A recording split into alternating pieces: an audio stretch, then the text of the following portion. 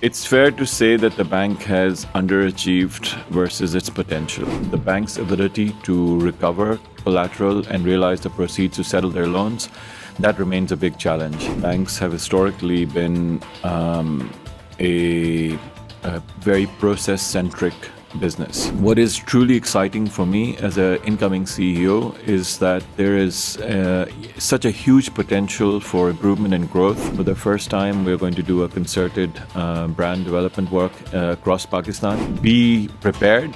Learn about the industry, learn about the institution that you want to target.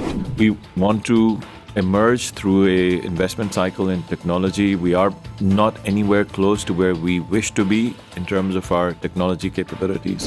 जो difference है पाकिस्तान से वो ये है कि एक बहुत smooth और efficient, quick mechanism होता है कि अगर customer default करता है तो banks can foreclose on the collateral.